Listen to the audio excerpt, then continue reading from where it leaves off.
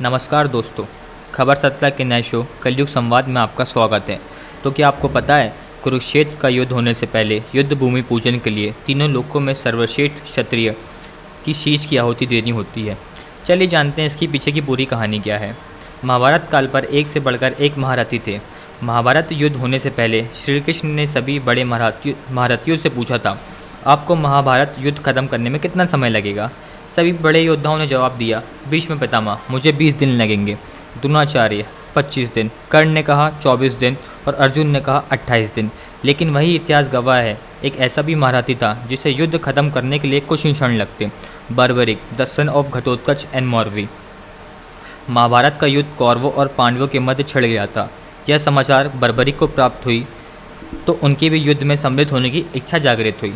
जब वे अपने माँ से आशीर्वाद प्राप्त करने पहुँचे तब माँ को हारे हुए पक्ष का साथ देने का वचन दिया। वे अपने नीले रंग के घोड़े पर सवार होकर 3 बाण और धनुष के साथ कुरुक्षेत्र की रणभूमि की ओर चल पड़े। तभी श्री कृष्ण ने ब्राह्मण भेष धारण किया। बर्बरिक का भेष जानने के लिए उन्हें रोका। उनकी बातें सुनकर उनकी हंसी उड़ाई कि वह मात्र 3 से युद्ध में सम्मिलित होने आए हैं। ऐसा सुनकर बर्बरिक ने उत्तर दिया कि मात्र एक बाण शत्रु की सेना को परास्त करने के लिए पर्याप्त है। ऐसा करने के बाद बाण वापस मेरे पास ही आ जाएगा। यदि तीनों बाणों को प्रयोग में लिया गया तो ब्रह्मांड का विनाश हो जाएगा। यह जानकर भगवान कृष्ण ने उन्हें चुनौती दी कि इस वृक्ष के सभी पत्तों को वेद कर दिखलाओ। वे दोनों पीपल के वृक्ष के नीचे खड़े थे। बर्बरिक ने चुनौती स्वीकार की और अपने तुड़ीन से एक बाण निकाला और ईश्वर को समर्ण कर बाण पेड़ के पत्तों की ओर चलाया। बाण ने क्षण भर पर ही सभी पत्तों को वेद दिया और श्री कृष्ण के पैर के इर्द गिर्द चक्कर लगाने लगा, क्योंकि एक पत्ता उन्होंने अपने पैर के नीचे छुपा लिया था। बर्बरिक ने कहा, अपना पैर को हटा लीजिए, अन्यथा ये बाण आपके पैर को भी वेद देगा। श्री कृष्ण ने बालक बर्बरिक से पूछा कि वह युद्ध में किसकी ओर से सम्मिलित होंगे।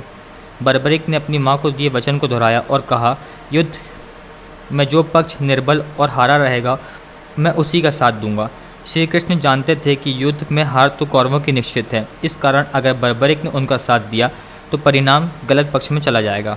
अतः ब्राह्मण रूपी श्री कृष्ण ने वीर बर्बरिक से दान की अभिलाषा व्यक्त की। बर्बरिक ने उन्हें वचन दिया, दान मांगने को कहा। ब्राह्मण ने शीश के दान मांगा। वीर बर्बरिक क्षण भर के लिए अचंभित हुए, परंतु अपने वचन पर अड़ंगे रहे। एक साधारण ब्राह्मण इस तरह का दान नहीं मांग सकता। अतः में वास्तविक रूप से अवगत करने की प्रार्थना की।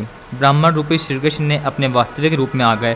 श्री कृष्ण ने बर्बरिक को शीश दान मांगने का कारण समझाया कि युद्ध आरंभ होने से पूर्व युद्ध भूमि पूजन के लिए तीनों लोकों में सर्वश्रेष्ठ क्षत्रियों की शीश की आहुति देनी होती है, इसलिए ऐसा करने में वो विवश थे। बर्बरिक ने उनसे प्रार्थना की कि वे अंत तक युद्ध देखना चाहते हैं। श्री कृष्ण ने उनका यह प्रदान स्वीकार कर लिया। श्री कृष्ण ने इस बलिदान से प्रसन्न होकर बर्बरिक को युद्ध में सर्वश्रेष्ठ वीर की उपाधि से अंकित किया।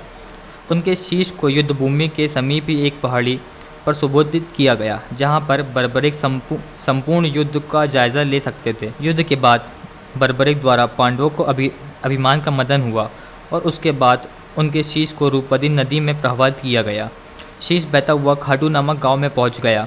इसके बाद रूपवती नदी सूख गई और बर्बरिक का शीश वहीं दबा रह गया। उसके कई वर्ष बाद राधा नामक एक गाय वह गाय दूध देने में असमर्थ थी। इसी कारण उसके मालिक ने उसे छोड़ दिया था। गाय घूमते हुए उस स्थान पर पहुंची जहां बर्बरिक का शीश दफन था। वहां पहुंचते ही उसके थनों से दूध बहने लगा, जिसके बाद खाटू के राजा को इस बात का पता चला तो वे स्वयं वहां गए। उन्हें एक शीश दिखा, जिसके पश्चात ही आकाशवाणी हुई कि ये ज्येष्ठ घटोत्कच पुत्र बर्बरिक का शीश है, जिसे श्री कृष्ण चंद्र द्वारा उनके श्याम नाम से पूजे जाने का वर है।